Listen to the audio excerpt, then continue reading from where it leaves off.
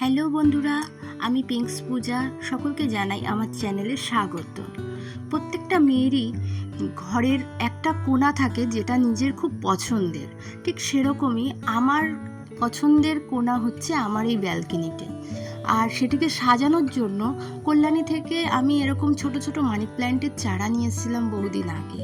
তো এইভাবে এই জায়গাটাকে সাজিয়েছিলাম, কিন্তু দেখো গাছগুলো ধীরে ধীরে কত বড় হয়ে গেছে। আমি যখন না থাকি তোমাদের দাদা ভাই খুব সুন্দর করে এই গাছগুলোর যত্ন নেয়, আর যার ফল গাছগুলো কত সুন্দর হয়ে গেছে।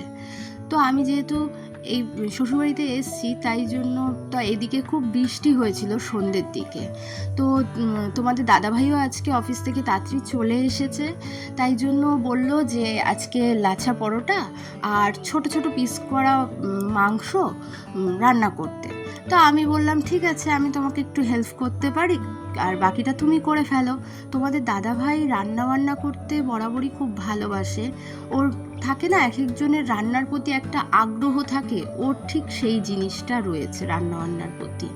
আমি তো ওকে বলতাম যে তুমি যখন ইঞ্জিনিয়ারিং লাইন নিয়ে কেন পড়তে গেলে বেকার, তুমি তো হোটেল ম্যানেজমেন্ট বা এই ধরনের কোনো কিছু জিনিস নিয়ে পড়াশুনোটা করতে পারতে।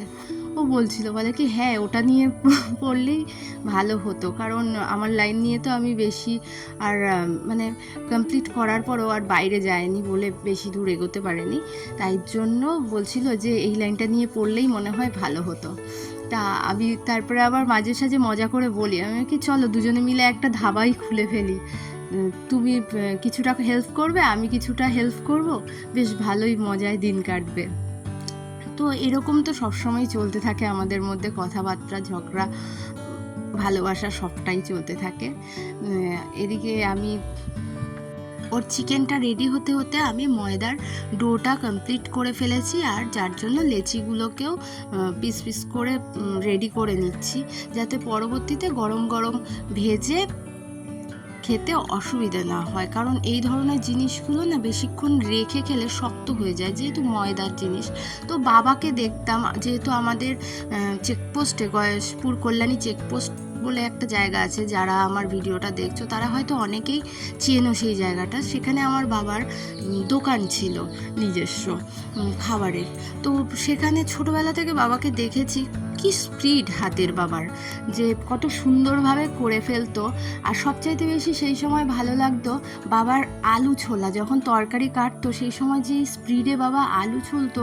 কারণ অনেক সকাল সকাল অনেকে অফিস যায়, তাদের খাবার রেডি করে দিতে হতো, সেই কারণে মানে সেই যে স্পিডটা খুব ভালো লাগতো। আমি ছোটোবেলায় না বাবার এই কাজগুলো দেখতাম।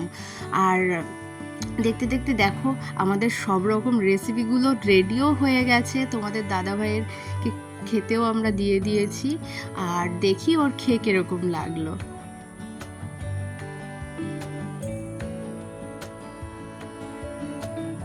এই ছিল আমার আজকের ভিডিও। যদি তোমাদের ভালো লেগে থাকে অবশ্যই লাইক করো। আজকের জন্য টাটা।